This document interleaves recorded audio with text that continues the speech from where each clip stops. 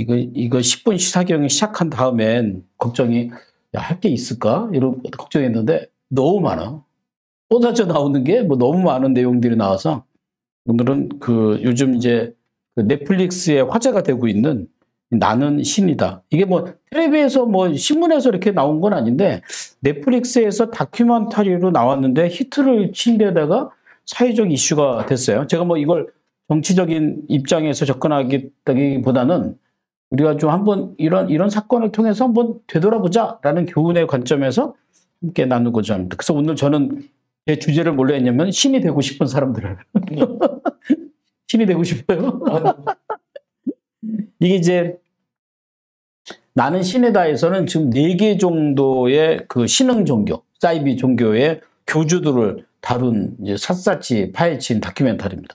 근데 이 다큐에서 처음 얘기한 건 아니고요. 예전에 KBS나 뭐 MBC에서 많이 얘기했어요. 예, 많이 얘기했는데 이게 끝까지 가지 못했던 원인. 그러니까 이 PD는 이게 이제 조성현 PD라는 사람이 제작을 한 건데 약간 내가 약간 이악물고 한 것 같아요. 예. 뭐에 어디 B를 받았는지 거기에다가 그 누구죠? 그 단국대학교 김도영 교수. 네. 그분은 목숨 걸고 30년 동안 야, 난 그 열정이 정말 그러니까 그 신이 되고자 하는 사람들도 대단하지만, 네, 그 신을 잡고자 하는 사람들도 정말 대단하지 않을까.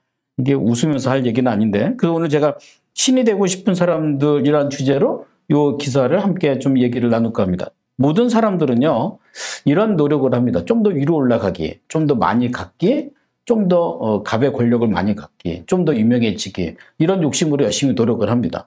그러니까 올라가는 이제 과정에서 그 욕심의 끝이 없는 거죠. 결국 그 욕심은 누군가가 다른 사람들이 나에게 어떤 신념을 떠난 신앙심을 갖게 만듭니다. 그 정도 되면 사실 마케팅 차원에서 보면 최고죠. 누군가가 나를 막 이렇게 신앙으로서 항모를 하면 그거보다 더 좋은 관계가 어디 있겠습니까?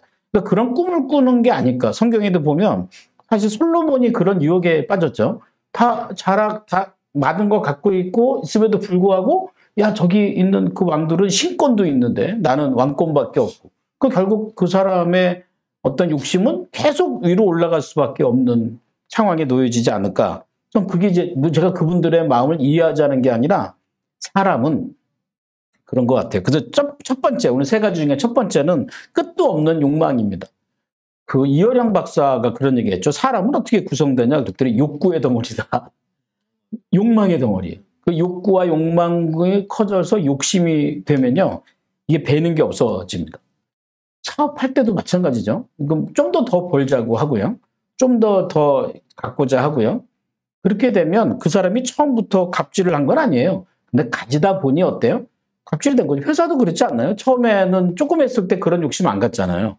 근데 크면 클수록 어때요? 그 욕구가 점점 커지게 돼 있는 거죠. 이 다큐멘터리에 보면은 객관적으로 본다면 이 교주들, 사이비 교주들은 이런 전략을 갖고 있더라고요. 없는 신을 만든다. 이게 첫 번째야.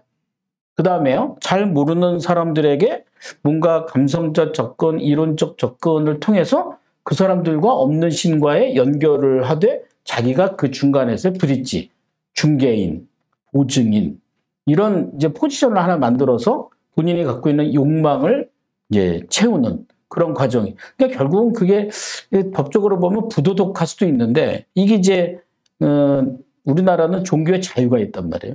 그러니까 이 자유라는 법이 그 아까 얘기한 끝도 없는 욕망의 이런 그 사이비 종교를 치기가 되게 어려운 상황이죠. 이게 이제 그 제가 중국에 있을 때 보면 중국은 철저하게 이 사이비 교주는 아주 사형에 처해요. 이게 별로 존재하지 않는 거죠. 그러니까 법이 자유를 주지 않으면 법제로 조정할 수 있는 근거를 만들어 준다는 거죠. 그래서 두 번째가 뭐냐면 사람들이 갖고 있는 욕구는 끊임없는 자유예요. 그러니까 이 교주가 갖고 있는 생각은 본인의 끝도 없는 욕망이라면 그들을 따라가는 사람들은 왜 따라가요? 자유 때문에 따라가는 거예요. 근데 참 희한한 게 그렇다한 직업을 갖고 있고 먹고 살만 하면서도 왜 그들은 거기에 이렇게 빠질까? 약점이 있다는 거예요. 그러니까 우리가 겉으로 보면 야, 그 정도 살면 부족한 게 뭐 있다고 라고 생각하지만 그렇지 않더라고요. 오히려 그 직업을 갖고 있는 사람들은 안에 어려움이라기보다는 두려움이 더 큰 것 같아요. 근데 그 두려움을 채울 수 있는 게 뭐예요? 그게 신앙이에요. 그러니까 그 신앙으로 그 사이비 교주들이 그들에게 끊임없는 자유를 주도록 얘기한다는 거죠. 그럼 결국 어떻게 돼요? 그게 빠지게 돼 있어요. 처음부터 그렇게 빠지진 않죠. 그 다큐멘터리 보면 처음에는 조금씩 자기도 못 느끼는 사이에 조금씩 하게 돼 있다는 거죠. 그래서 저는 이제 이런 신이 되고 싶은 사람들은 앞으로 계속 늘어날 수밖에 없고, 그들이 놀라운 똑똑한 사람들 아니에요. 자신의 지혜를 가지고 자신의 욕망을 채우는데 불법과 적법 사이를 아주 그냥 작두를 타듯이 갖고 있으면 사람들은 그거를 분간하기 되게 어렵지 않겠는가. 예. 거기 보니까 그 JMS의 그 정명주라는 사람은 감옥에 있는데도 불구하고 계속 똑같은 일을 하고 있고, 그 일을 통제하기 어려운 이유는 법의 한계가 여기까지.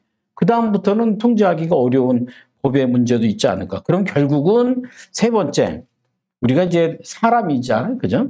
그러면 우리가 이 땅에 사는 사람으로서 어떤 책임성을 가질 것인가.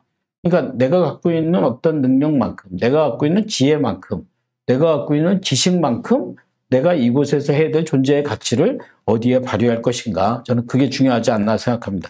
정말 이해가 안 가는, 배울 만큼 배우고 가질 만큼 가진 분들이 왜 그런 그 사이비 교주에게 빠지고 본인이 갖고 있는 재능과 본인이 갖고 있는 재물과 이런 것들을 다 틀어서 그 신앙 아닌 신앙으로 그렇게 따라가게 만드는 이유는 뭐냐? 본인이 신과의 관계에서 본인이 어떤 사람이 될 것인가, 어떤 사람으로서 살 것인가를 정해놓는 게 중요하지 않을까 생각합니다. 오늘 제가 함께 나눈 얘기는 나는 신이다 라는 다큐에서 본 신이 되고 싶은 사람들이 많은 이 세상에서 우리가 혼란에 흔들림 없이 우리의 삶을 잘 영위할 수 있는 방법은 무엇일까? 여러분들하고 함께 좀 나눠봤습니다. 신이 되고 싶은 사람들, 주변에 흔들린 분이 있으면 잘 잡아주시고요. 이미 빠졌다면 아마 그 사람을 그렇게 손대기는 어려울 겁니다. 한번 빠져나오는 거 정말 어렵거든요. 그분들을 위해서 잘 기도하고 기대하고 이런 평소에 그 사람들과 유대관계에서 사랑을 나누는 것, 저는 그게 중요하지 않을까 생각합니다. 신이 되고 싶은 사람들, 오늘 함께 나눈 10분 시사경영의 주제입니다. 우리 잠시 후에